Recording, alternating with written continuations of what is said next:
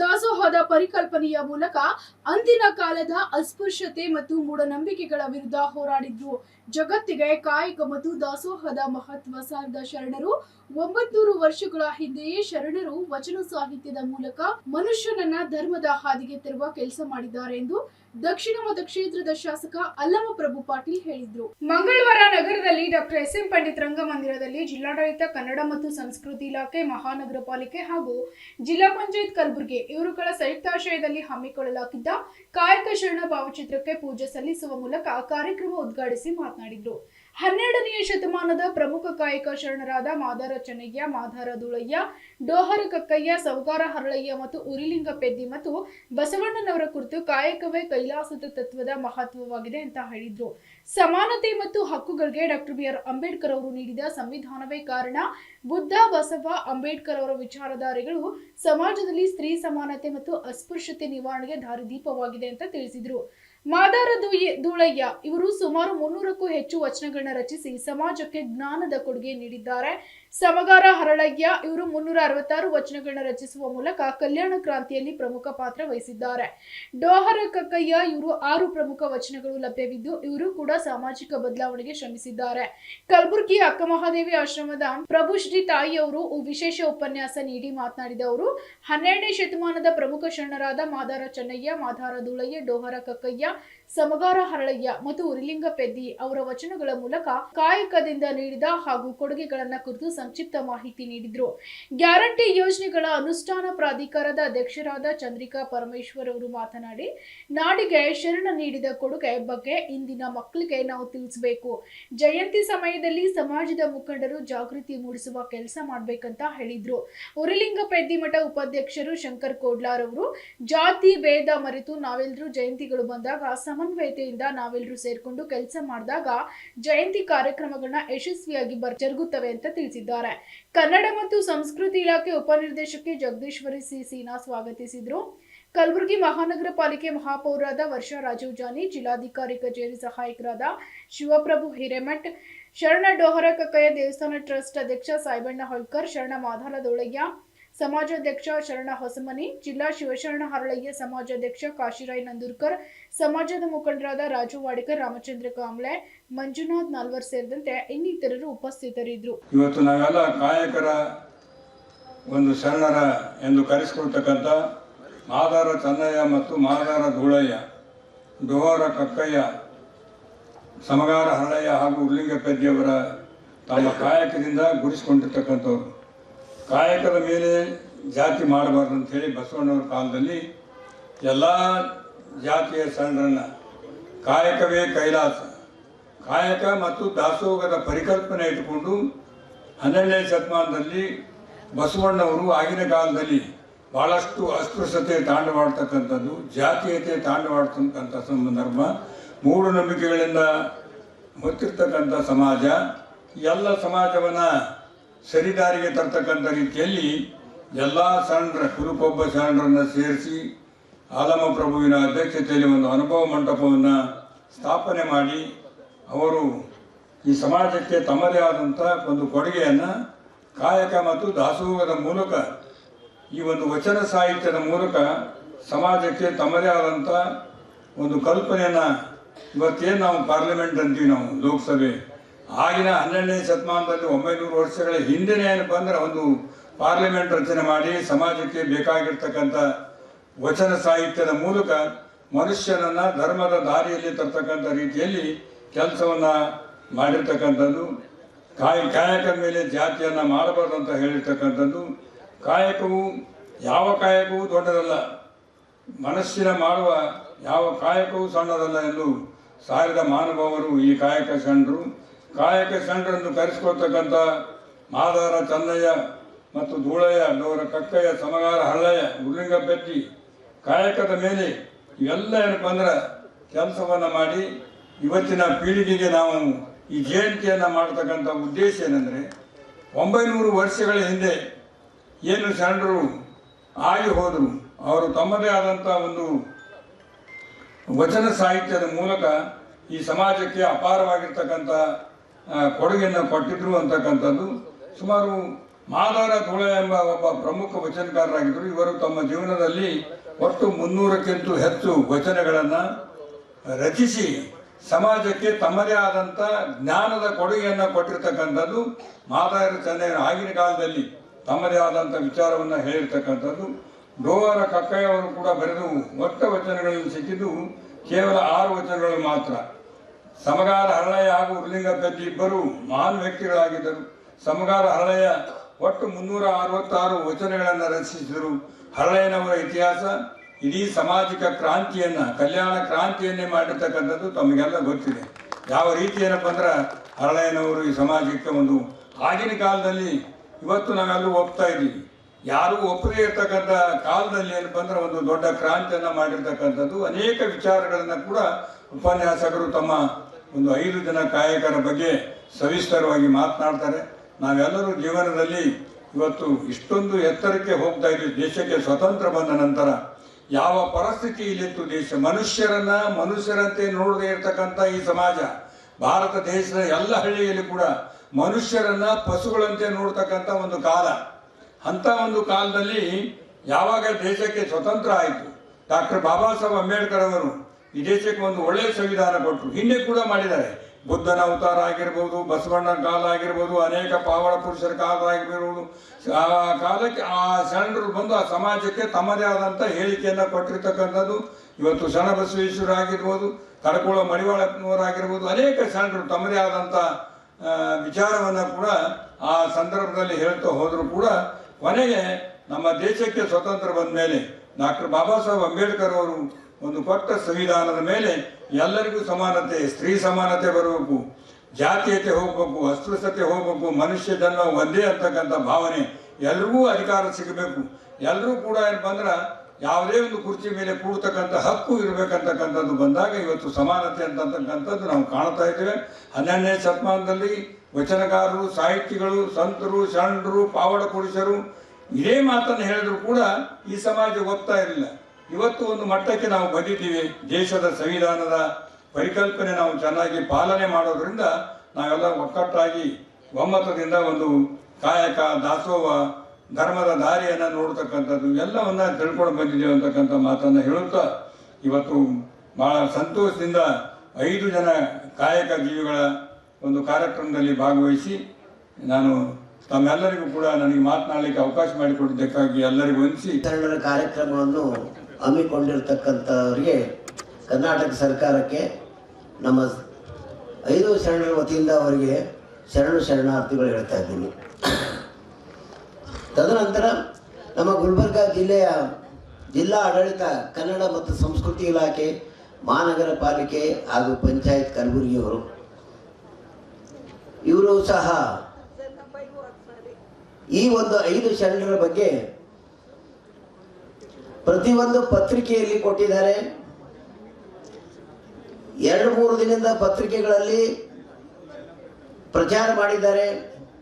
ಇಂಥ 5 ಕಾಯಕ ಶರಣವನ್ನು ಕಾರ್ಯಕ್ರಮ ಹಮ್ಮಿಕೊಂಡಿದ್ದೀವಿ, ತಾವೆಲ್ಲರೂ ಬರಬೇಕು, ಆಗಮಿಸಬೇಕು, ಶರಣರ ಬಗ್ಗೆ ತಾವು ತಿಳಿದುಕೊಳ್ಬೇಕೆಂಬ ಬಗ್ಗೆ ಜಿಲ್ಲಾ ಆಡಳಿತ ಸಹ ಪತ್ರಿಕೆಯಲ್ಲಿ ಪ್ರಕಟಣೆ ಮಾಡಿದ್ದಾರೆ. ತದನಂತರ ಸಹ ಕಲಬುರಗಿ ಜಿಲ್ಲೆಯ ಸಮಾಜದ ಒಂದೊಂದು ಸಮಾಜದ ಒಬ್ಬ ಪ್ರಮುಖರು ತಾವೇ ಆಯ್ಕೆ ಮಾಡಿಕೊಟ್ಟಿದ್ದೀರಿ. ಉದಾಹರಣೆ, ಸಾಯಿಬಣ್ಣ ಹೋಳ್ಕರ್, ಶರಣ ಡೋರ್ ಕಕ್ಕಯ್ಯ ಸಮಾಜದವರು ತಾವು ಎಲ್ಲರೂ ಸೇರಿ ಸಮಾಜದ ಒಬ್ಬ ಅಧ್ಯಕ್ಷರನ್ನ ಆಯ್ಕೊಟ್ಟವರು ತಾವೇ. ಈ ಸಂದರ್ಭದಲ್ಲಿ ಅವರು ಸಹ ಪ್ರಯತ್ನ ಮಾಡಿ ಸಭೆಯನ್ನು ಕರೆದಿದ್ದಾರೆ, ತಿಳಿಸಿ ಹೇಳಿದ್ದಾರೆ, ಮನೆ ಮನೆಗೂ ಹೋಗಿ ತಿರುಗಿ ಹೇಳಿದ್ದಾರೆ, ಅವ್ರ ಕರ್ತವ್ಯ ಅವರು ಮಾಡಿದ್ದಾರೆ. ಆದರೂ ಸಹ ಕೆಲವು ಕಾರಣದಿಂದ ಬಂದಿರಲಿಕ್ಕಿಲ್ಲ.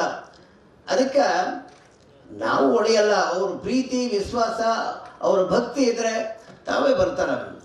ಅದರಂತೆ ಶ್ರೀ ರಮೇಶ್ ಹೊಸಮನಿಯು ಸಹ ಶರಣ ಮಾದಾರ ಧೂಳಯ್ಯ ಸಮಾಜದವರು, ಅವರು ಪ್ರಮುಖರು. ಸಂಬಣ್ಣ ಅವರು ಸಾಕಷ್ಟು ಪ್ರಯತ್ನ ಮಾಡಿದ್ದಾರೆ. ಅವರ ಪುಸ್ತಕಗಳನ್ನು, ಟಿವಿಯನ್ನು ಧಾರಾವಾಹಿ ಮಾಡೋಕ್ಕೂ ಪ್ರಯತ್ನ ಮಾಡಿದ್ದಾರೆ. ಅವರು ಸಹ ಎಷ್ಟೋ ಕಷ್ಟಗಳನ್ನು ಪಟ್ಟು ಕಲ್ಯಾಣ ಮಂಟಪಕ್ಕೂ ಸಹ ಕಟ್ಟಿದ್ದಾರೆ. ಅವರು ಸಹ ಸಮಾಜವನ್ನು ಕರೆಸಿ ಎಲ್ಲರಿಗೆ ಹೇಳಿ ಅವರೆಲ್ಲ ಕರೆ ತಂದಿದ್ದಾರೆ. ಪತ್ರಿಕೆಯಲ್ಲಿ ಬರೆದಿದ್ದು ಆದಷ್ಟು ಓದದೇ ಇದ್ರು ಸಹ ಸಮಾಜದಲ್ಲಿ ಮೀಟಿಂಗ್ ಮಾಡಿ ಕರೆ ಹೇಳಿದ್ದಾರೆ. ಮತ್ತು ಕಾಶಿರಾಯ್ ನಂದೂರ್ಕರ್ ಅವರು ಸಹ ಸಮಾಜದಲ್ಲಿ ಮೀಟಿಂಗ್ ತಗೊಂಡು ಸಮಾಜದವರೇ ಅವರಿಗೆ ಅಧ್ಯಕ್ಷರಂತ ಆಯ್ಕೆ ಮಾಡಿ ಕೊಟ್ಟಿದ್ದೀರಿ.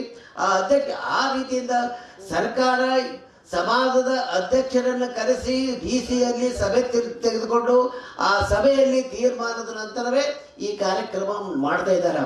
ಸರ್ಕಾರಕ್ಕೆ ನಾವು ಯಾವುದೇ ದೋಷ ಕೊಡುವ ಅವಶ್ಯಕತೆ ಇಲ್ಲ. ನೀವೇನಾದರೂ ಸಮಾಜ ಬಗ್ಗೆ ಕೇಳಬೇಕಾಗಿದ್ರೆ ನಿಮ್ಮ ಸಮಾಜದಲ್ಲೇ ನಿಮ್ಮ ಸಭೆಯಲ್ಲೇ ಈ ಚರ್ಚೆಗಳನ್ನು ಮಾಡಬೇಕು. ಈ 5 ಸಮಾಜದಲ್ಲಿ ಬಂದಿರತಕ್ಕಂಥದ್ದು ಏನಂದರೆ ಈ ಸಮಾಜದ ಒಂದು ಕಾಯಕ ಶರಣರ ಬಗ್ಗೆ ತಿಳುವಳಿಕೆ ಮತ್ತು ಜ್ಞಾನ ನೀಡುವುದು ಕಾರ್ಯಕ್ರಮ ವಿನ ಇಲ್ಲಿ ಸಮಾಜ ಸಂಘಟನೆಗಳನ್ನು ಯಾವುದು ಬರೋದಿಲ್ಲ. ನಿಮ್ಮ ಸಮಾಜ ಸಂಘಟನೆಗಳು ನಿಮ್ಮ ಸಮಾಜದಲ್ಲೇ ಯಾರು ಪ್ರೆಸಿಡೆಂಟ್ ಮಾಡಬೇಕು, ಯಾರು ಸೆಕ್ರೆಟರಿ ಮಾಡಬೇಕು ಎಂಬುದರ ಬಗ್ಗೆ ನೀವೇ ತೀರ್ಮಾನ ಮಾಡಿಕೊಳ್ಬೇಕು. ಇಂತಹ ಸಂದರ್ಭದಲ್ಲಿ ಅವುಗಳನ್ನು ಮಾತಾಡುವ ಅವಶ್ಯಕತೆ ಇಲ್ಲೆಂದು ನನ್ನ ಭಾವನೆಗಳು. ಮತ್ತು ರುದ್ರಪ್ಪ ಓಳ್ಕರ್ ಅವರು ಸಹ ಒಂದು ಕಲ್ಯಾಣ ಮಂಟಪ ಕಟ್ಟಿ ಚೆನ್ನಾಗಿ ಮಾಡಿದ್ದಾರೆ. ಅವರು ಸಹ ಪ್ರಯತ್ನ ಮಾಡಿ ಎಲ್ಲ ಜನರನ್ನು ಕರೆತಂದಿದ್ದಾರೆ.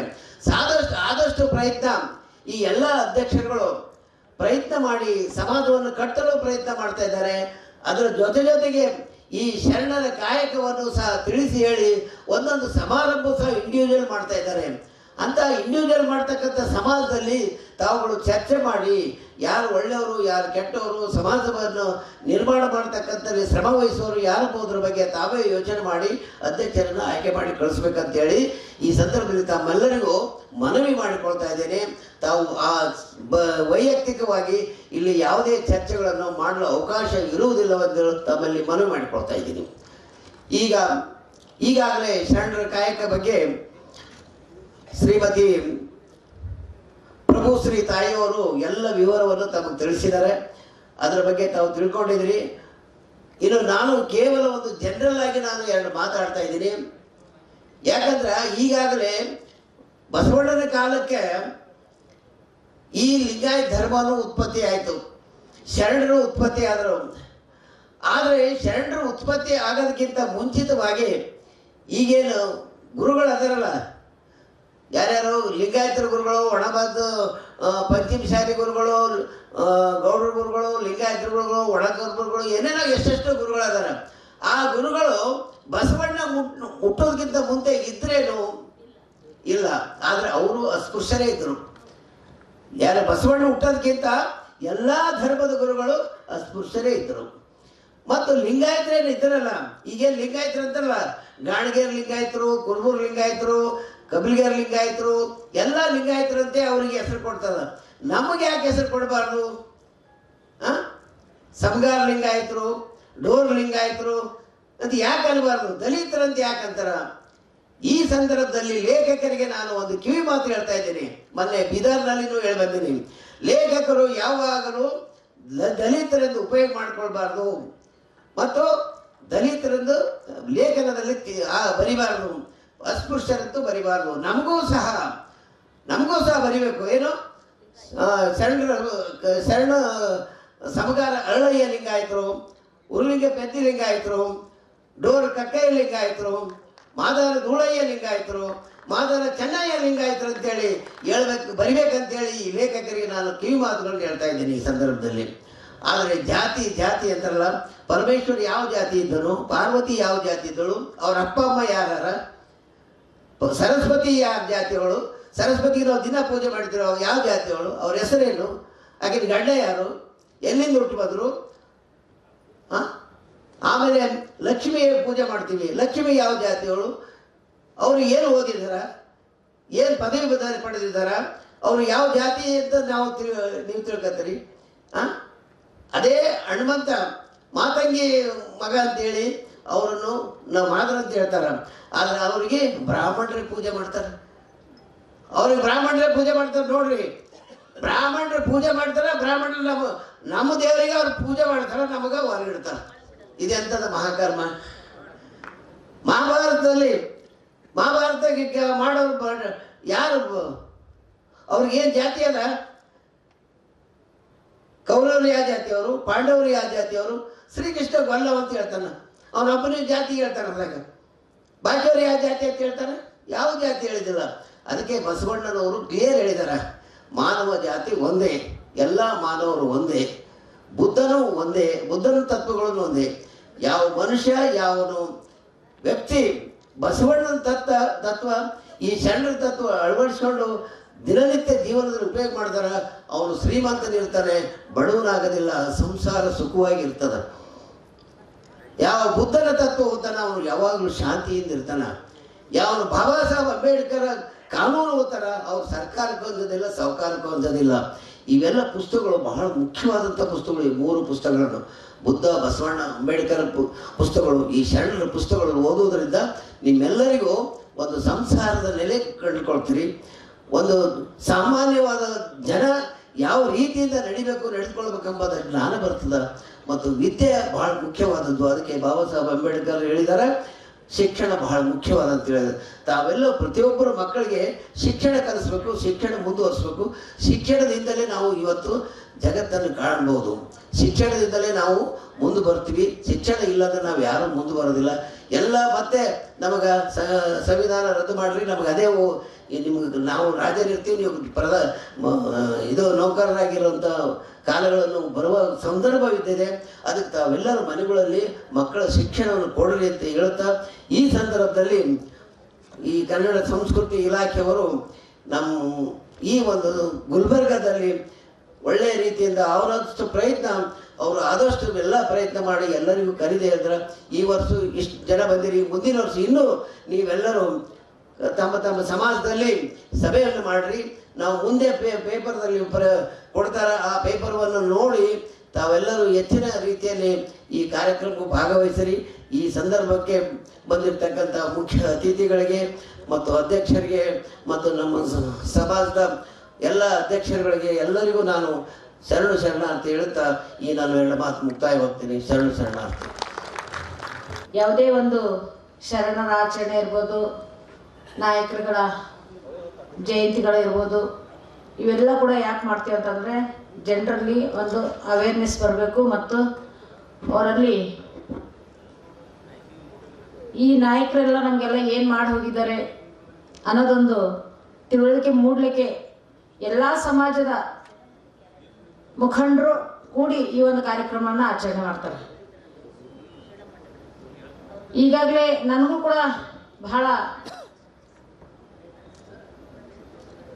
ಸಂತೋಷ ಅನಿಸ್ಲಿಲ್ಲ. ಯಾಕಂತಂದ್ರೆ ಒಂದು ಯಾವುದೇ ಕಾರ್ಯಕ್ರಮ ಮಾಡ್ಬೇಕಾದ್ರೆ ಜನ ಇರಬೇಕು. ಜನ ಇದ್ದಾಗ ಮಾತ್ರ ಎಲ್ಲರೂ ಕೂಡ ಭಾಷಣ ಮಾಡ್ಲಿಕ್ಕೂ ಮನಸ್ಸು ಬರ್ತದೆ. ಎಲ್ಲ ಶಾಸಕರು ಬರ್ತಾರೆ, ಮಂತ್ರಿಗಳು ಬರ್ತಾರೆ, ಎಲ್ಲರೂ ಬರ್ತಾರೆ. ಹಂಗಾಗ್ಬೇಕಾದ್ರೆ ನಾವೆಲ್ಲರೂ ಕೂಡ ಒಗ್ಗಟ್ಟಾಗಿಂದ ಕೆಲಸ ಮಾಡಬೇಕಾಗ್ತದೆ. ಅನೇಕ ಜಯಂತಿಗಳಲ್ಲಿ ನಾವು ಕೂಡ ಭಾಗವಹಿಸ್ತೀವಿ, ನಮಗೂ ಗೆಸ್ಟ್ ಅಂತ ಕರೀತಾರೆ.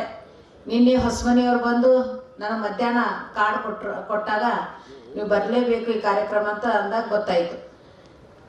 ಯಾವುದೇ ಕಾರ್ಯಕ್ರಮ ಮಾಡಬೇಕು, ಯಾವುದೇ ಸಕ್ಸಸ್ಫುಲ್ ಆಗ್ಬೇಕಂತಂದ್ರೆ ಎಲ್ಲರೂ ಕೂಡಿ, ಯಾರೇ ನಾಯಕರುಗಳು, ಯಾವ ಸಮುದಾಯದಲ್ಲಿ ಯಾರೇ ನಾಯಕರು ಗಣ್ಯಮಾನ್ಯ ವ್ಯಕ್ತಿಗಳಿದ್ದಾರೆ, ಯಾರು ಆ್ಯಕ್ಟಿವ್ ಆಗಿದ್ದಾರೆ, ಯಾರು ಕೆಲಸ ಮಾಡ್ತಾರೆ, ಯಾರು ಸಮಾಜ ಬಗೆದಾಗ ಬಹಳ ಅಭಿರುಚಿ ಇದೆ ಅಂಥವ್ರನ್ನ ಒಂದು ಕಡೆ ಕೂಡಿಸ್ಬೇಕು. ಕೂಡಿಸಿ ಒಂದು ಕಾರ್ಯಕ್ರಮ ಮಾಡ್ತಾ ಇದ್ದೀವಿ, ಈ ಕಾರ್ಯಕ್ರಮ ಸಕ್ಸಸ್ ಆಗ್ಬೇಕಾದ್ರೆ ಏನು ಮಾಡಬೇಕು ಅನ್ನೋದೊಂದು ರೂಪುರೇಷೆಗಳನ್ನು ಹಾಕೋಬೇಕಾಗ್ತದೆ.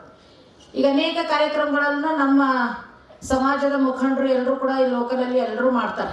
ಎಲ್ಲ ಅವ್ರವ್ರ ಸಮಾಜದ ಮುಖಂಡರು ಕೂಡಿ ಒಂದು ಮೀಟಿಂಗ್ ಮಾಡಿ ಯಾವ ರೀತಿ ಮಾಡಬೇಕು, ಏನು ರೂಪುರೇಷೆಗಳು ಹಾಕೋಬೇಕು, ಯಾವ ಮಿನಿಸ್ಟರ್ ಕರಿಬೇಕು, ಯಾವ ಅಧ್ಯಕ್ಷ ಕರಿಬೇಕು, ಯಾವ ನಾಯಕರುಗಳು ಕರಿಬೇಕು ಅಂತೇಳಿ ಒಂದು ರೂಪುರೇಷೆಯನ್ನು ಮಾಡ್ಕೊಳ್ಳೋದು ಭಾಳ ಇಂಪಾರ್ಟೆಂಟ್. ಈಗಾಗಲೇ ತಾವೆಲ್ಲರೂ ಕೂಡ ಇಷ್ಟೇ ಸಮಯದಲ್ಲಿ ಸ್ವಲ್ಪ ಜನಕ್ಕೆ ಅಷ್ಟೇ ಗೊತ್ತಾಗಿದೆ, ಸ್ವಲ್ಪ ಜನ ಬಂದಿದ್ರಿ. ಇದು ಗೊತ್ತಾಗಬೇಕಾದ್ರೆ ಇದು ಒಂದು ಕಮಿಟಿ ಮಾಡಬೇಕು, ಒಳ್ಳೆ ರೀತಿಯಿಂದ ಕಮಿಟಿ ಆಗಬೇಕು. ಎಲ್ಲರೂ ಅಧ್ಯಕ್ಷ ಆಗಿರಲಿ, ವೇದಿಕೆ ಮೇಲೆ ಕುಂತಾರೆ ಎಲ್ಲರೂ ಅಧ್ಯಕ್ಷರದ, ಎಲ್ಲ ಸಮುದಾಯದ ಎಲ್ಲ ಶರಣರ ಅಧ್ಯಕ್ಷ ಕುಂತಿದಾರ. ಆದ್ರೆ ಅದು ಇನ್ನೂ ಹೆಚ್ಚಿನ ಅವೇರ್ನೆಸ್ ಆಗಬೇಕಾಗಿತ್ತು, ಆಗಿಲ್ಲ. ಪರವಾಗಿಲ್ಲ, ಇನ್ನು ಬರ್ತಾ ಬರ್ತಾ ನಾವೆಲ್ಲರೂ ಕೂಡ ಒಂದಾಗಿ ಏನೇ ಕಾರ್ಯಕ್ರಮ ಮಾಡಬೇಕಾದ್ರೆ ಎಲ್ರಿಗೂ ಗೊತ್ತಾಗಬೇಕು.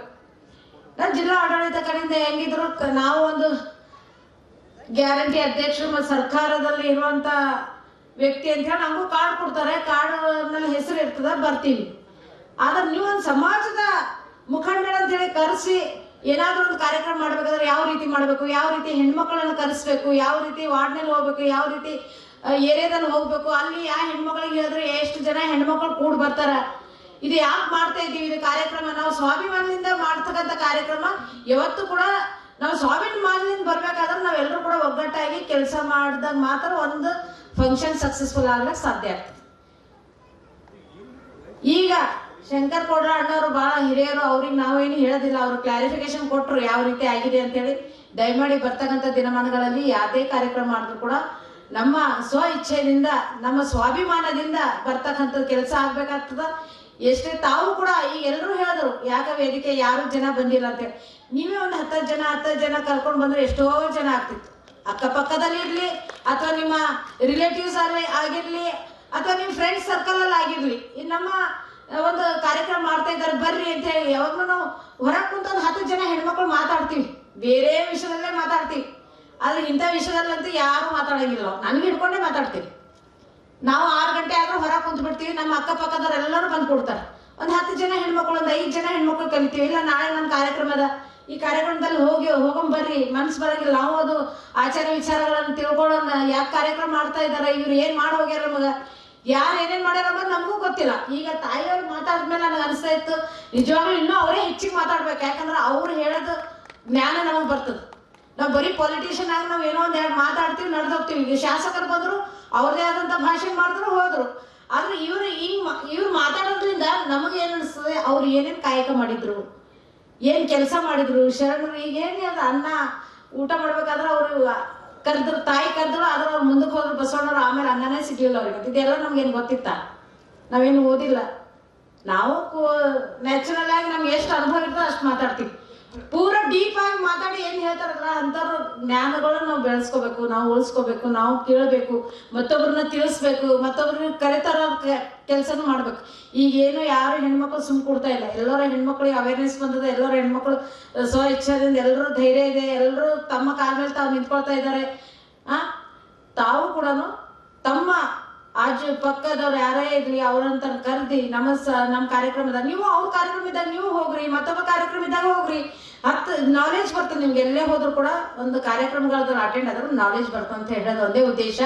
ಅದಕ್ಕೆ ದಯಮಾಡಿ ಇವತ್ತು ಈ ಕಾರ್ಯಕ್ರಮದಲ್ಲಿ ನಮ್ಮ ತಾಯಿಯವರು ಬಹಳ ಒಳ್ಳೆಯ ರೀತಿಯಿಂದ ಅನೇಕ ನಮ್ಮ 5 ಜನ ಕಾಯಕ ಯೋಗಿಗಳ ಶರಣರ ಒಂದು ವಚನ ರೂಪದಲ್ಲಿ ಆಗಲಿ, ಅವರ ಒಂದು ಹಾಡದ ರೂಪದಲ್ಲಿ ಒಳ್ಳೆ ರೀತಿಯಿಂದ ಅವರು ಹೇಳ್ಕೊಟ್ಟಿದ್ದಾರೆ. ಅವ್ರಿಗೆ ಪದೇ ನಾವು ಹಿಂಗೆ ಕಾರ್ಯಕ್ರಮ ಇದ್ದಾಗ ಮಾತ್ರ ಅವ್ರಿಗೆ ಕರೆಸ್ಬೇಕು. ಯಾಕಂದ್ರೆ ನಮ್ಮ ಭಾಷಣಕ್ಕಿಂತ ಅವ್ರ ಭಾಷಣ ಬಹಳ ಮುಖ್ಯವಾದದಂತ ನನ್ನ ಅನಿಸಿಕೆ. ಈ ಬರ್ತಾಗಂಥ ದಿನಮಾನಗಳಲ್ಲಿ 5 ಜನ ಏನು ನಮ್ಮ ಅಧ್ಯಕ್ಷಗಳಿದ್ದಾರೆ, ನಮ್ಮ ಹೊಸಮನಿಯವ್ರು ಇರ್ಬೋದು, ಅನೇಕ ನಮ್ಮ ಅಣ್ಣಂದೇರಿಗೆಲ್ಲ ಕೂಡ ಕೋಡ್ಲ ಅಣ್ಣವರು ಅವರೆಲ್ಲರೂ ಕೂಡ ಒಂದೊಂದು ಕಮ್ಯುನಿಟಿಗೆ ಒಂದೊಂದು ಅಧ್ಯಕ್ಷರಾಗಿದ್ದಾರೆ. ಅವ್ರಿಗೂ ನಾನು ವಿನಂತಿ ಮಾಡ್ಕೊತೀನಿ, ನೀವು ಯಾವಾಗಲೂ ಕೂಡ ನಮ್ಮಂತನ್ನ ಕರೀರಿ, ನೀವು ಒಂದು ಕಮಿಟಿ ಮಾಡ್ರಿ, ನಿಮ್ಮ ಸಮಾಜದಲ್ಲಿ ಒಂದೊಂದು ಹೆಣ್ಮಕ್ಳಾಗ ಪ್ರತಿನಿಧಿಯಾಗಿ ಮಾಡ್ರಿ. ಅವರು ಕೂಡ ಒಂದು 50 ಜನ ತರಂತ ಹೆಣ್ಮಕ್ಳಿಗೆ ನೀವು ಕಲಿಸ್ಲಿಕ್ಕೆ ಸಾಧ್ಯ ಆಗ್ತದೆ. ಬರೀ ನೀವು ಓಡಾಡ್ತಾರಲ್ಲ, ಹೆಣ್ಮಕ್ಳು ಕೂಡ ಇದಕ್ಕೆ ಸಹಕಾರ ಕೊಡಬೇಕು. ಅವ್ರ ಜೊತೆಯಲ್ಲಿದ್ದಾಗ ಮಾತ್ರ ಒಂದು ವೇದಿಕೆ ಒಳ್ಳೆ ರೀತಿಯಿಂದ ಅನ್ನಿಸ್ತದೆ ಅಂತ ಕೇಳ್ಕೊಂಡು, ಇನ್ನು ಮುಂದೆ ಯಾವುದೇ ಇದ್ರೂ ಕೂಡ ನೀವೆಲ್ಲರೂ ಕೂಡಿ ಒಗ್ಗಟ್ಟಿನಿಂದ ಮಾಡಿ ಒಂದು ಪ್ರೋಗ್ರಾಮ್ ಮಾಡ್ಬೇಕಾದ್ರೆ ಜನ ನೋಡಿ ಏನ್ ಕಾರ್ಯಕ್ರಮ ಮಾಡಿದ್ರು ಅನಿಸ್ಬೇಕು. ಆ ರೀತಿಯಲ್ಲಿ ನಾವೆಲ್ಲರೂ ಕೂಡ ಮಾಡೋಣ. ನಾನು ಹೆಣ್ಮಕ್ಳಿಗೆ ವಿನಂತಿ ಮಾಡ್ಕೋತೀನಿ, ತಾವು ಕೂಡ ಹೆಚ್ಚಿನ ಸ್ವಾಭಿಮಾನದಿಂದ ನೀವು ಬನ್ರಿ. ಇವತ್ತು ಏನೋ ಯಾವುದೋ ಕಾರ್ಯಕ್ರಮದಲ್ಲಿ ಕರಿಬೇಕಾದ್ರೆ ಹೆಣ್ಮಕ್ಳಿಗೆ ಏನೇನೋ ಕೊಟ್ಟು ಹೇಳಿ ಮಾಡಿ ಅವ್ರಿಗೆ ಕರೆಸ್ತೀವಿ.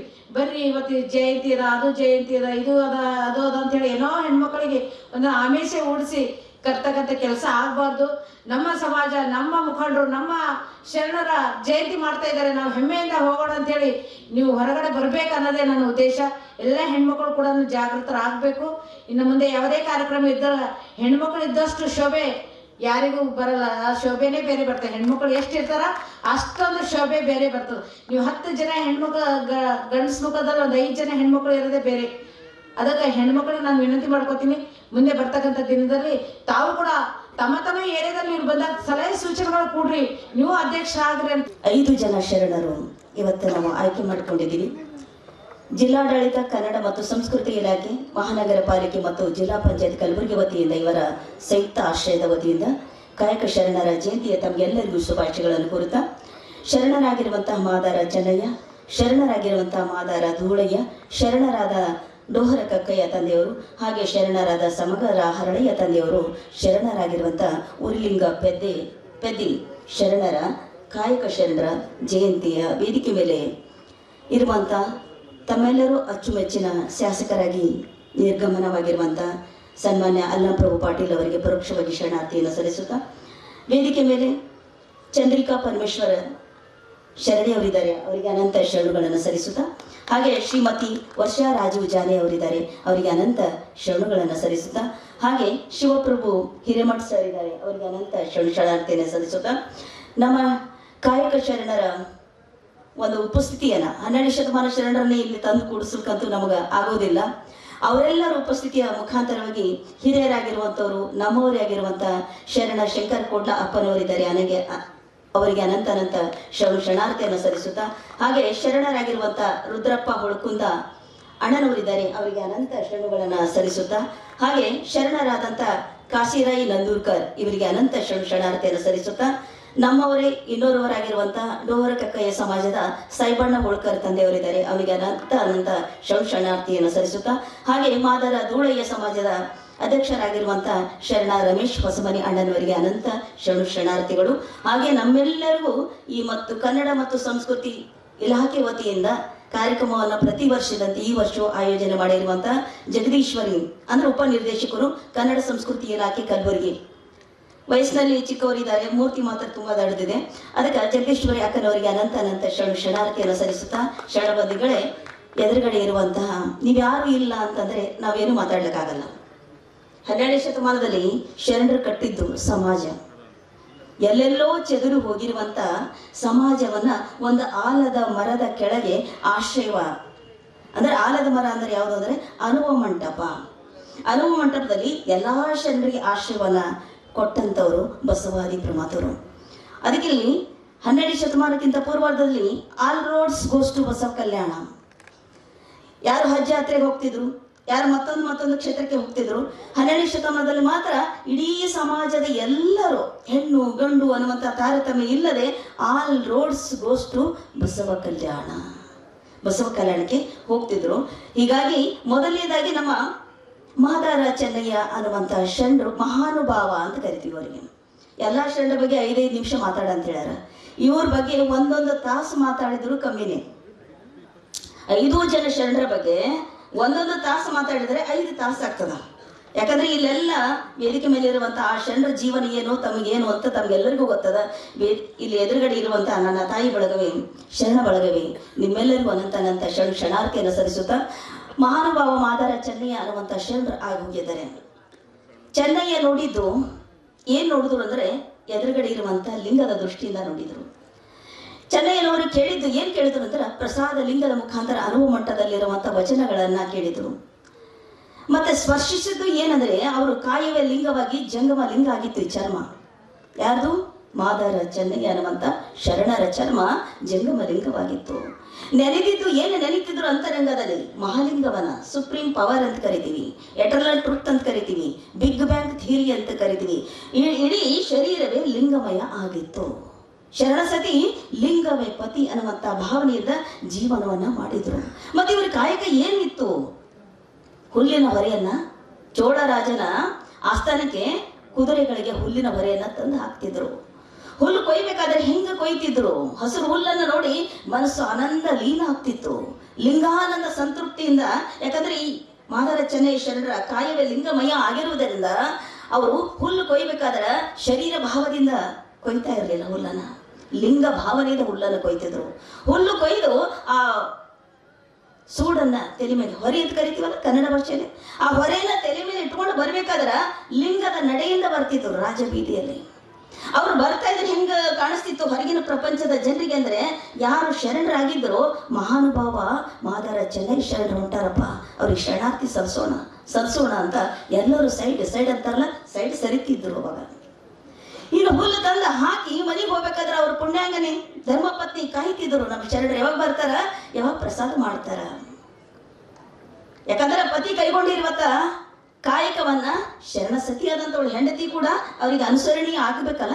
ಹೀಗಾಗಿ ಮಾದಾರ ಚೆನ್ನಯ್ಯ ಶರಣರು ಒಂದು ದಿನ ಎಷ್ಟು ಆನಂದದಿಂದ ಬಂದರು ಅನ್ನೋ ಪ್ರಕೃತಿ ಒಳಗಾದ್ರೆ ಬಹಳ ತುಂಬಿದ ಮನದಿಂದ ಮನೆಗೆ ಬಂದು ಅಂಬಲಿಯನ್ನ ಸವಿತಾ ಇದ್ರು. ಸವಿದು ಅಂದ್ರೆ ತೆಗೆದುಕೊಳ್ತಾ ಇದ್ರು ಪ್ರಸಾದವಾಗಿ, ಲಿಂಗಕ್ಕೆ ಅರ್ಪಣೆ ಮಾಡಿ. ಮೌನದಲ್ಲಿ ಎಂಬುದು ಆಚಾರವಲ್ಲ, ಲಿಂಗಾರ್ಪಿತವ ಮಾಡಿದ ಬಳಿಕ ತುತ್ತಿಗೊಮ್ಮೆ ಶಿವಶರಣು ಎನ್ನುತ್ತಿರಬೇಕು. ಆ ಆನಂದದಿಂದ ಸವಿತಾ ಇರಬೇಕಾದ್ರೆ ಯಾರು ಬಂದ್ರು? ಮಹಾನುಭಾವ ಮಾದಾರ ಚೆನ್ನಯ್ಯನ ಶರೀರದೊಳಗೆ ಯಾರಂದ್ರೆ ಸಾಕ್ಷಾತ್ ಆ ಪರಸ್ಪರ ವಸ್ತು ಅಂತ ಕರಿತೀವಿ, ದೇವರು ಅಂತ ಕರಿತೀವಿ, ಎಟರ್ನಲ್ ಟ್ರುತ್ ಅಂತ ಕರಿತೀವಿ, ಬಿಗ್ ಬ್ಯಾಂಗ್ ಥಿಯರಿ ಅಂತ ಕರಿತೀವಿ.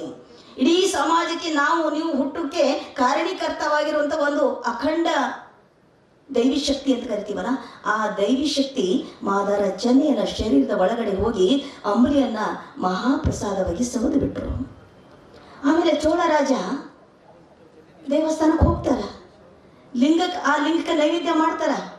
ಯಾವುದೋ ದೇವಸ್ಥಾನ ಅಂತ ತಿಳ್ಕೊಡ್ರಿ, ನೈವೇದ್ಯ ಆಗ್ತದ, ಮರಿಗೆ ನಿಂತು ನೋಡ್ತಾರ ಚೋಳರಾಜ. ಅಯ್ಯೋ, ಪ್ರತಿದಿನದಂತೆ ಈ ದೇವ್ರು ಯಾಕೋ ಬಂದು ಪ್ರಸಾದ ತೆಗೆದುಕೊಳ್ತಾ ಇಲ್ಲಲ್ಲ, ನಾನು ಪಕ್ವಾನ ಮಾಡಿದ್ದೀನಿ, ಮೃಷ್ಟಾನ ಮಾಡೀನಿ, ಅಮೃತನ್ನವನ್ನ ಮಾಡಿದ್ದೀನಿ, ಏನೆಲ್ಲ ತಂದು ಪ್ರತಿದಿನದ ಹಾಗೆ ಇವತ್ತು ಎಡೆ ಮಾಡಿದ್ದೀನಿ. ಎಡೆ ಅಂದ್ರೆ ನೈವೇದ್ಯ, ಪ್ರಸಾದ ಎಡೆ ಮಾಡಿದ್ದೀನಿ, ಯಾಕೋ ದೇವರು ತೆಗೆದುಕೊಳ್ತಾ ಇಲ್ಲಲ್ಲ ಅಂತ ತಿಳ್ಕೊಂಡು ಚೋಳರಾಜ ಏನು ಮಾಡ್ದಂದ್ರ ಕೈಯಲ್ಲಿ ಖಡ್ಗವನ್ನು ಹಿಡಿದು, ಇವತ್ತು ದೇವರೇ ಪ್ರಸಾದ ತೆಗೆದುಕೊಳ್ತಾ ಇಲ್ಲ ಅಂದ್ರೆ ನಾನು ಇರೋದೇ ಬೇಡ, ಇಷ್ಟು ದಿವಸ ನನ್ನ ಪ್ರಸಾದವನ್ನ ಒಳಗೆ ದೇವಸ್ಥಾನದಲ್ಲಿರುವಂತ ದೇವರು ಸೌದಿದ್ದಾನೆ, ತೆಗೆದುಕೊಂಡಿದ್ದಾರೆ, ಇವತ್ತು ತೆಗೆದುಕೊಳ್ತಾ ಇಲ್ಲಲ್ಲ, ಅದಕ್ಕೆ ನಾನು ಅಯೋಗ್ಯನಾಗಿರ್ಬೇಕು, ನನ್ನ ಪ್ರಸಾದದಲ್ಲಿ ಏನಾದರೂ ಕುಂದುಕೊರತೆ ಆಗಿರ್ಬೇಕು, ಅದಕ್ಕೆ ನಾನು ಇರೋದೇ ಬೇಡ ಅಂತಕೊಂಡು ಖಡ್ಗವನ್ನ ತಗೊಂಡು ಇನ್ನೇನು ಹಿಂಗ ಕಂಠಕ್ಕೆ ಹೊಡ್ಕೋಬೇಕನ್ನಷ್ಟರಲ್ಲಿ ಒರೆಯ ತಲೆ ಕತ್ತಿಯ ಚೋಳ ಹಿರಿಯ ಕತ್ತಿಗೆ ಇಡಲು ಕೊರಳ ಶಿವಲಿಂಗ ಕೈ ಹಿಡಿದು ಎಲೆ ಚೋಳ ತರವಲ್ಲ ಹತ್ಯೆ ಭಕ್ತರಿಗೆ. ಕವಿ ಬರೀತಾರೆ, ಹತ್ಯೆ ಮಾಡಿಕೊಳ್ಳುವಂಥದ್ದು ಸರಿಯಲ್ಲ. ಇವತ್ತ ನಮ್ಮ ಚೆನ್ನಯ್ಯನ ಶರಣರ ಮನೆಗೆ ಹೋಗಿದ್ದಪ್ಪ, ಅಂಬಲಿ ಬಹಳ ರುಚಿಯಾಗಿತ್ತು, ಹೊಟ್ಟೆ ತುಂಬ ತಗೊಂಡ್ಬಿಟ್ಟ, ಅದಕ್ಕೆ ಎಲ್ಲೆಲ್ಲಿ ಜಾಗನೇ ಇಲ್ಲ, ನಿನ್ನ ಪ್ರಸಾದವನ್ನು ತೆಗೆದುಕೊಳ್ಬೇಕಾದ್ರೆ ನನಗೆ ಜಾಗನೇ ಇಲ್ಲ ಅಂದಾಗ ಕರಿಕಾಲ ಚೋಳನಿಗೆ ಬಹಳ ದಿಗ್ಭ್ರಮೆ ಆಯಿತು. ಅರೆ, ನನ್ನಂತ ರಾಜನು ಕೊಡುವಂತ ಮೃಷ್ಟಾನ ಭೋಜನ ಈ ಶಿವ ಅಂತ ಯಾರಿರ್ಬೋದು, ಈ ಶರಣ ಯಾರಿರ್ಬೋದು? ಇವ್ರಿಗೆ ಹೋಗಿ ಭೇಟಿ ಆಗ್ಬೇಕು, ನಾನು ಇವ್ರ ದರ್ಶನ ಮಾಡಬೇಕು.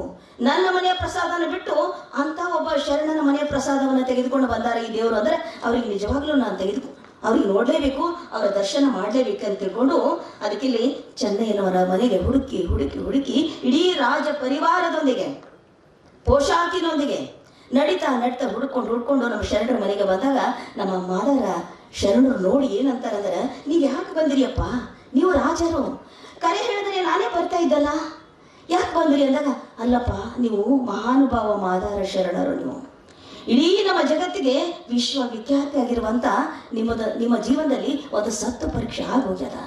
ನಾನು ಸಾಮಾನ್ಯ ಆದ, ನೀವು ಅಸಾಮಾನ್ಯ ಆದ್ರಿ. ನೀವು ಮಾನವನೊಳಗೆ ಮಹಾಲಿಂಗದ ಅನುಭವವನ್ನು ಕಂಡಂತ ವ್ಯಕ್ತಿ, ನೀವು ಸಾಕ್ಷಾತ್ ದೇವರೇ ನಿಮ್ಮನ್ನ ಹುಡುಕಿ ಬಂದು ನಿಮ್ಮ ಮನೆಯ ಪ್ರಸಾದವನ್ನು ತೆಗೆದುಕೊಂಡು ಹೋಗ್ಯಾರ, ನನಗೆ ಅವರೇ ಬಂದು ಹೇಳಿದ್ದಾರೆ, ಅದಕ್ಕೆ ತಮ್ಮ ದರ್ಶನಕ್ಕೋಸ್ಕರ ಬಂದಿದ್ದೀನಿ ಅಂತ ಅಂದಾಗ ಅವಾಗ ನಮ್ಮ ಮಾದಾರ ಚೆನ್ನಯ್ಯ ಏನಾದರು ಅಂದ್ರೆ ಜಗತ್ತಿಗೆ ವಿಶ್ವವಿಖ್ಯಾತಿ ಆದರು. ಯಾಕಂದ್ರೆ ಒಂದು ಸಾಮಾನ್ಯ ಕೆಲಸವನ್ನ ಮಾಡ್ಕೊಂಡಿರುವಂತ ವ್ಯಕ್ತಿಯ ಜೀವನ ಹೇಗಿತ್ತು, ಕಾಯಕ ಹೇಗಿತ್ತು, ಲಿಂಗ ನಡೆನುಡಿ ಹೇಗಿತ್ತು, ಅವರ ಜೀವನ ಯಾವ ರೀತಿ ಮಾಡ್ತಿದ್ರು, ಯಾವ ರೀತಿ ಸಮಾಜದ ಜೊತೆಗೆ ಪ್ರೀತಿ ಪ್ರೇಮದಿಂದ ಬದುಕಿದ್ರು ಅನ್ನುವಂಥದ್ದು ಈ ಸತ್ವ ಪರೀಕ್ಷೆ ಮುಖಾಂತರ ಮಾದಾರ ಚೆನ್ನಯ್ಯನವರು 10 ವಚನಗಳು ಸಿಗ್ತಾವ ನಮಗ. ಅಂತ 10 ವಚನಗಳಲ್ಲಿ ಜಾತಿ ನಿರ್ಮೂಲನೆಯನ್ನ ಧಿಕ್ಕರಿಸಿದಂತ ನಮ್ಮ ಶರಣರು ಜಾತೀಯತೆಯನ್ನು ಒಡೆದೊಡಿಸಿ ಇಡೀ ಲಿಂಗ ಅನುಸಂಧಾನ ಲಿಂಗ ಪೂಜೆಯನ್ನು ಮಾಡಿಕೊಂಡು ಲಿಂಗಕ್ಕೆ ಜಾತಿ ಇಲ್ಲ, ಜಾತಿ ಸೂತಕವನ್ನು ಒಡೆದೋಡಿಸಿದಂಥವರೇ ಬಸವಾದಿ ಪ್ರಮಥರು. ಅದಕ್ಕೆ ನಾವೆಲ್ಲ ಪೂರ್ವಾರ್ಧದಲ್ಲಿ ಲಿಂಗಾಯತರೇ ಆಗಿದ್ದೀವಿ ಅನ್ನುವಂಥದ್ದು ತಾವು ಮೊದಲು ಅರ್ಥ ಮಾಡ್ಕೊಳ್ಬೇಕು. ಮಾದಾರ ಚೆನ್ನಯ್ಯ ಅನ್ನುವಂಥ ಶರಣರು ಲಿಂಗಾಯತರಿ, ಧೂಳಯ್ಯ ಶರಣರು ಲಿಂಗಾಯತರಿ, ಡೋರ ಕಕ್ಕಾಯಿ ಶರಣರು ಲಿಂಗಾಯತರಿ, ಮತ್ತು ದಯವಿಟ್ಟು ವೀರಶೈವ ಅಂತ ಶಬ್ದ ಕರಿಬೇಡ್ರಿ. ಹಾಗೆ ಸಮಗಾರ ಹರಳೆಯ ತಂದೆ ಕೂಡ ಲಿಂಗಾಯತರೇ ಆಗಿದ್ರು. ಉರ್ಲಿಂಗ ಪೆದ್ದಿ ಶರಣರು ಕೂಡ ಲಿಂಗಾಯತರೇ ಆಗಿದ್ರು. ಮಾದಾರ ಚೆನ್ನಯ್ಯ ಶರಣರು ಸಾಂಖ್ಯ, ಸ್ವಪಚ, ಆಗಶ, ಕಬ್ಬಲಿಗ, ದುರ್ವಾಸ, ಮಚ್ಚಿಗ, ದದೀಚಿ ಹೀಗೆ ಇಂಥ ಅನೇಕ ಕೌಂಡಿಲ್ಲ ನಾವಿದೆಂಬುದ ಅರಿದ ಮೇಲೆ ಕುಲ ಉಂಟೆ, ಇಂಥವ್ರಿಗೆಲ್ಲ ಕುಲ ಅದೇನು, ಸಪ್ತ ಋಷಿಗಳು ಸತ್ಯದಿಂದ ಮುಕ್ತರಾದರು. ಇಂಥವರೆಲ್ಲ ಅಸತ್ಯದಲ್ಲಿ ನಡೆದು ಇವರೆಲ್ಲರೂ ಏನು ಅದಾರಲ್ಲ ಈ ಮ್ಯಾಗ ಹೆಸರು ಹೇಳಿದೇವಲ್ರಿ, ಇವರೆಲ್ಲ ಅಸತ್ಯದಲ್ಲಿ ನಡೆದು ನಾವು ವಿಪ್ರರು, ನಾವು ಘನವೆಂದು ಹೊರುವ ಹೊತ್ತು ಹೋಕರ ಇಂಥ ಅಂಕಿತ ನಾಮವನ್ನು ಇಟ್ಕೊಂಡು ಯಾವುದಂದ್ರೆ ಕೈ ಉಳಿಗತ್ತಿ ಅಡಿಗೊಂಡ ಕೆಡೆಯಾಗಬೇಡ ಅರಿ ನಿಜಾತ್ಮ ರಾಮನ ಅನ್ನುವಂಥ ಅಂಕಿತ ನಾಮವನ್ನು ಇಟ್ಕೊಂಡು ನಮ್ಮ ತಂದೆ ಯಾರು, ನಮ್ಮ ಚೆನ್ನೈಶ್ವರರು ಅಂಬಲಿ ಅಮೃತ ಆಗಿತ್ತು. ಯಾರಿಗೆ? ಆ ಶಂಭುಹರ ಸಾಹಿತಿಗಳು ಬರೀತಾರ. ಅಂದ್ರೆ ನಾವೆಲ್ಲ ಮಾದಾರ ಚೆನ್ನೈ ತಂದೆಯನ್ನು ಯಾವ ರೀತಿ ಸ್ಮರಣೆಯನ್ನು ಮಾಡಬೇಕಾದ್ರು ಅಂಬಲಿಯೋ ಅಮೃತವೋ, ಅಂಬಲಿಯೋ ಯಾರು ಮಾದಾರ ಚೆನ್ನೈನ ಮನೆಯ ಅಂಬಲಿಯೋ ಅಮೃತವೋ, ಶಂಭುಹರ ನೆಂಜಲವೋ. ಮುಂದೆ ಏನ್ ಹೇಳ್ತಾರ? ಹಂಬಲಿಸಿ ಹರನು ಉಣ್ಣುವುದೋ ಶರಣನಿಗೆ ನಂಬಿ ಶಿವ ಕೊಟ್ಟ ಶಿವಪದವೋ ಎಂದು ನಾವೆಲ್ಲ ಪ್ರತಿದಿನ ಈ ತಂದೆಯನ್ನ ಸ್ಮರಣೆ ಮಾಡಬೇಕಾಗತ್ತದ. ಹೀಗಾಗಿ ಬಸವಣ್ಣನವರು, ವಿಶ್ವಗುರು ಬಸವಣ್ಣನವರು, ಸಾಂಸ್ಕೃತಿಕ ನಾಯಕ ಬಸವ ತಂದೆಯವರು ನಮ್ಮ ತಂದೆಯ ಬಗ್ಗೆ ಅಂದರೆ ಮಾದಾರ ಚೆನ್ನಯ್ಯ ತಂದೆಯ ಬಗ್ಗೆ ಏನಂತ ಹೇಳಿದ್ರು? ನಮ್ಮ ನಡೆ ಚೆನ್ನ, ನುಡಿ ಚೆನ್ನ, ಎಲ್ಲಿ ನೋಡಿದಡಿಯೋ ಚೆನ್ನ, ಚೆನ್ನಯ್ಯ ನಮ್ಮಯ್ಯನು. ಅಯ್ಯ ಯಾರಯ್ಯ? ನಮ್ಮಯ್ಯ, ಅಂದ್ರೆ ನಮ್ಮ ಮನೆಯ ಮಗ ಅಂತ ನಮ್ಮಯ್ಯನು. ಲೋಕಾದಿ ಲೋಕಗಳೆಲ್ಲ ಚೆನ್ನಯ್ಯನ ಮಕ್ಕಳು.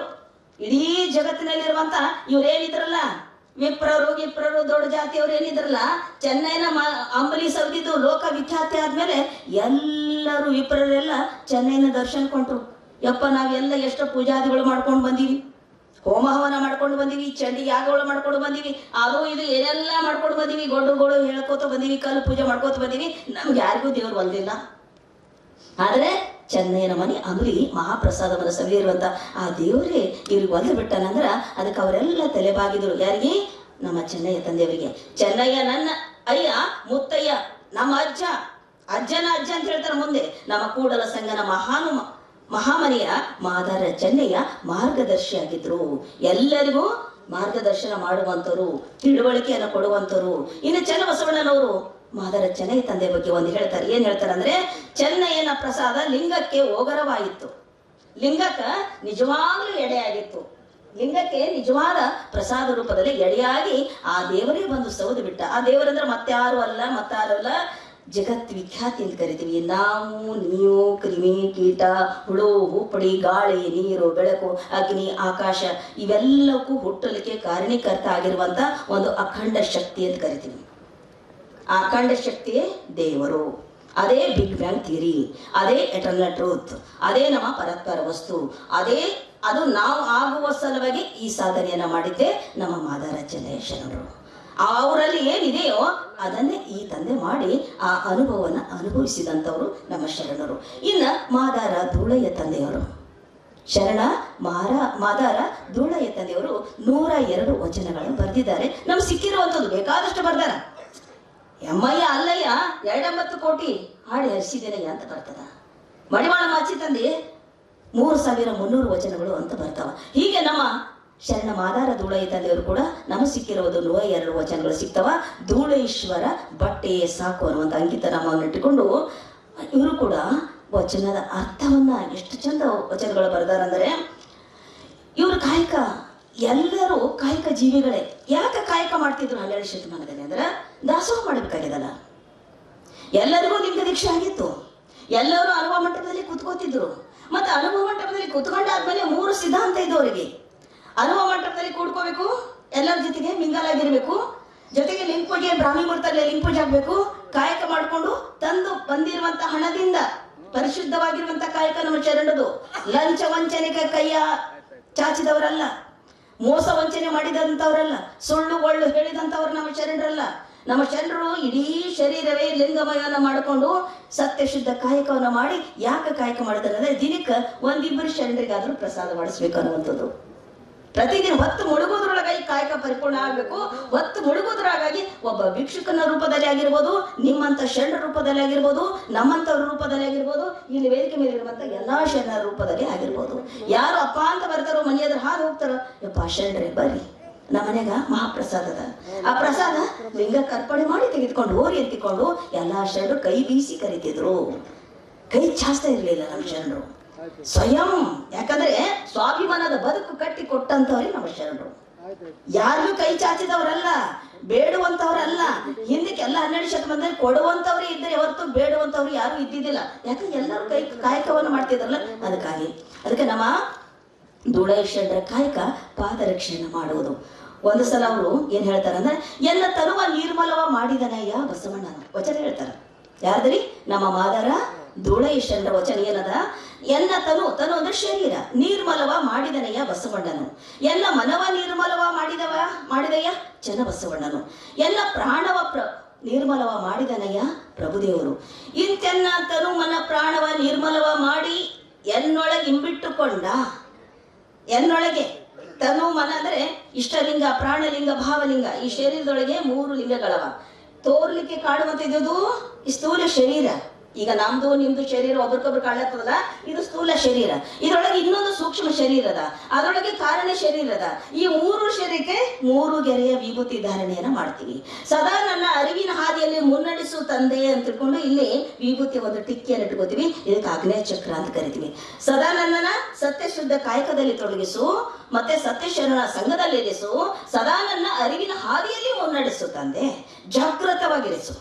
ಈ ಮಾನವ ಜನ್ಮ ಬಲು ಶ್ರೇಷ್ಠ ಅದ, ಅದಕ್ಕೆ ಹುಟ್ಟು ಬಂದಿನಲ್ಲ, ಯಾವಾಗಲೂ ಜಾಗ್ರವಾಗಿರಿಸು. ಸದಾ ಶರಣರ ಸನ್ನಿಧಾನದಲ್ಲಿ ನನ್ನನ್ನು ಇರಿಸು ತಂದೆ ಅಂತ ತಿಳ್ಕೊಂಡು 3 ಗೆರೆ ವಿಭೂತಿ ಧಾರಣೆಯನ್ನು ಮಾಡಿ ಅಗ್ನಿ ಚಾಕ್ರದಲ್ಲಿ ವಿಭೂತಿಯನ್ನು ಇಟ್ಕೊಳ್ತೀವಿ. ಅದಕ್ಕೆ ನಮ್ಮ ತಂದೆಯವರು ಏನ್ ಹೇಳ್ತಾರೆ, ಧೂಳಯ್ಯ ಶರಣರು ಅಂತ ಇಲ್ಲಿ ತಮ್ಮೊಳಗೆ ಇಂಬಿಟ್ಟುಕೊಂಡ ಕಾರಣ ಕಾಮಧೂಮ ಧೂಳೇಶ್ವರ ನಿಮ್ಮ ಶರಣರ ಶ್ರೀಪಾದಕ್ಕೆ ನಮೋ ನಮೋ ಎನ್ನುತ್ತಿರ್ತೇನು. ಯಾರ್ಯಾರಿಗಾದ್ರೆ 12 ಶತಮಾನದಲ್ಲಿ 770 ಅಮರ ಗಣಗಳಂತ ಏನಿದಲ್ಲ, 770 ಅಮರ ಗಣಗಳಲ್ಲಿ ಧೂಳಯ್ಯ ಶರಣರು ಕೂಡ ಒಬ್ರು.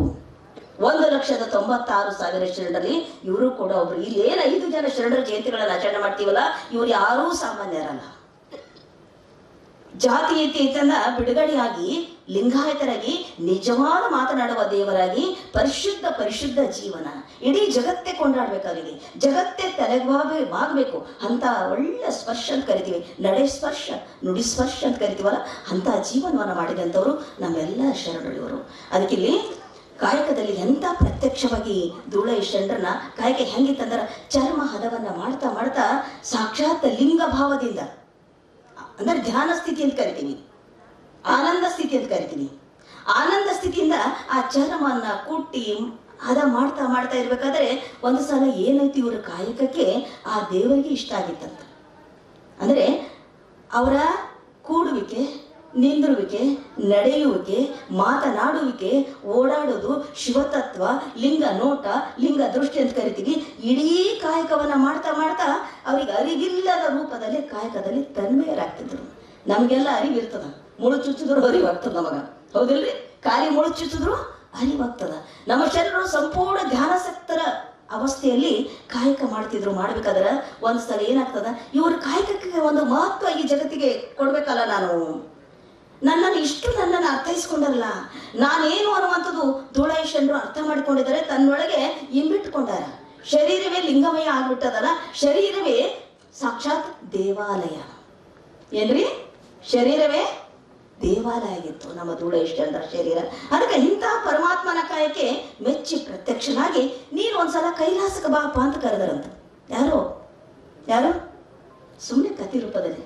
ಅವಾಗ ಏನಂತಾರೆ ಶರಣರು, ಧೂಳಯ್ಯ ಶರಣರು, ಹೋಗೋತಮ್ಮ, ನಿನ್ನ ಕೈಲಾಸ ತೊಗೊಂಡು ಏನ್ ಮಾಡ್ಲಿ, ನನ್ನ ಶರಣರ ಚಮ್ಮಾವಿಗೆ ಕೆಲಸ ನಾ ಮಾಡ್ಲತ್ತೀನಿ, ಇದು ಕೈಲಾಸ ಇಲ್ಲೇ ಅದ. ಸತ್ಯ ನುಡಿಯುವುದೇ ದೇವಲೋಕ, ಮಿಥ್ಯ ನುಡಿಯುವುದೇ ಮರ್ತ್ಯ ಲೋಕ, ಆಚಾರ್ಯವೇ ಸ್ವರ್ಗ, ಅನಾಚಾರ್ಯವೇ ನರಕ ಅಂತ ನಮ್ಮ ಬಸವಣ್ಣ ಹಿಡಿದಾರ. ಯಪ್ಪ, ನಿನ್ನ ಕೈಲಾಸ ತಗೊಂಡು ಏನ್ ಮಾಡ್ಲಿ, ನಿನ್ನ ಕೈಲಾಸ ಅನ್ನುವಂಥದ್ದು ಅಲ್ಲಿ ನೀನೇನು ದೊಡ್ಡ ತಪಸ್ವಿ ಅಲ್ಲ. ಆದ್ರೆ ಧೂಳಯ್ಯ ಶರಣರು ಏನ್ ಹೇಳ್ತಾರಂದ್ರೆ, ಕೈಲಾಸವೆಂದು ಬಡಿದಾಡುವ ಅಣ್ಣಗಳಿರ ಕೇಳಿರಯ್ಯ. ಬಸವಣ್ಣನವ್ರು ಹೇಳಿದಂತ ವಚನವನ್ನು ನೆನಪು ಮಾಡ್ಕೊಳ್ತಾರಲ್ಲಿ. ಕೈಲಾಸ ಎಂದು ಬಡಿದಾಡುವ ಅಣ್ಣಗಳಿರ ಕೇಳಿರಯ್ಯ. ಕೈಲಾಸವೆಂಬುದೊಂದು ಭೂಮಿಯೊಳಗೆ ಇರುವ ಹಾಳು ಬೆಟ್ಟ, ಅಲ್ಲಿರುವ ಮುನಿಗಳೆಲ್ಲ ಜೀವಗಳರು. ಅದಕ್ಕೆ ಅಲ್ಲಿರದ ಚಂದ್ರಶೇಖರ ಅಂದ್ರೆ ತಲೆ ಮೇಲೆ ಚಂದ್ರ, ಶಿವನ ಜಡಿ ಅಂತ ಕರಿತೀವಲ್ಲ, ಆ ಚಂದ್ರಶೇಖರ ಇರ್ತಾನಲ್ಲ ಬಹು ಎಡ್ಡ. ಇದರ ಆಡಂಬರ ಏತಕ್ಕ, ನಾ ಯಾಕೆ ಕೈಲಾಸಕ್ಕೆ ಬರ್ಲಿ, ನಿನ್ನ ಸನ್ನಿಧಾನದಲ್ಲಿ ಯಾಕಿರ್ಲಿ, ನನ್ನ ಕಾಯವೇ ಕೈಲಾಸ ಆಗ್ಯದ. ನನ್ನ ಕಾಯಕವೇ ಪರಿಶುದ್ಧ ಆಗ್ಯದ. ನಮ್ಮ ಶರಣರು ನಮ್ಮ ಚರ್ಮದ ಚಮಾವಿಗಳನ್ನ ಮೆಟ್ಟಿದರೆ ಸಾಕು, ಸಾಕ್ಷಾತ್ ಲಿಂಗಯ್ಯನ ದರ್ಶನ ಆಗುವಂತ ಅವಸ್ಥೆಯಲ್ಲಿ ಇರುವಂತ ವಾತಾವರಣ. ಇಂತಹ ಕಾಯಕವನ್ನ ನಾನು ಮಾಡ್ತಾ ಇದ್ದೀನಿ. ನಮ್ಮ ಶರಣರು ಉದ್ಧಾರ ಆಗಲ್ಕತ್ತಾರ, ಜಗತ್ತು ಉದ್ಧಾರ ಆಗಲ್ಕತ್ತದೋ ಯಪ್ಪ. ನನಗೆ ಲಿಂಗಾಂಗ ಸಾಮರಸ್ಯದ ಬದುಕು ಆಗ್ಬಿಟ್ಟದ. ಇಂತೇ ಲಿಂಗಾಂಗ ಸಾಮರಸ್ಯದ ಬದುಕನ್ನ ಬಿಟ್ಟು ನೀನು ಹಾಳು ಬೆಟ್ಟಕ್ಕೆ ಬಂದ ನಾನಾಕ ಕೂಡ್ಲಿ ಓತಮ್ಮ ಬರಂಗಿಲ್ಲ ಅಂದ್ರು. ಕರೆದ್ರೆ ನಾವು ಓದ್ತೀವಲ್ಲ, ಇಷ್ಟೊತ್ತಿಗೆ ಕರೆದ್ರೆ ಓದ್ತಿದ್ವಿ ನಾವು. ಬಾರಪ್ಪ ನೀ ಬಾ, ಇಲ್ಲಿ ನಿನಗೊಂದು ಒಳ್ಳೆಯ ಅವಸ್ಥೆಯನ್ನು ಇಟ್ಟು ನಿನಗೆ ಇಂಥಲ್ಲಿ ಕುಡಿಸ್ತೀನಿ ಬಾ ಅಂತಂದ್ರೆ ಹೋಗ್ಬಿಡ್ತಿದ್ವಿ. ಆದರೆ ನಮ್ಮ ಧೂಳೇಶ್ವರರು ಹೋಗಲಿಲ್ಲ. ಹೀಗೆ ಮಾದಾರ ಧೂಳೇಶ್ವರರು 770 ಅಮರಂಗಣಗಳಲ್ಲಿ ಇವರು ಒಬ್ಬರು ಲಿಂಗ ಪೂಜೆ, ಲಿಂಗ ಧ್ಯಾನ, ಜ್ಞಾನದ ಸ್ವರೂಪವೇ ಇವರಾಗಿದ್ದರು. ಯಾವುದು ಜ್ಞಾನ? ಆಧ್ಯಾತ್ಮದ ಜ್ಞಾನ.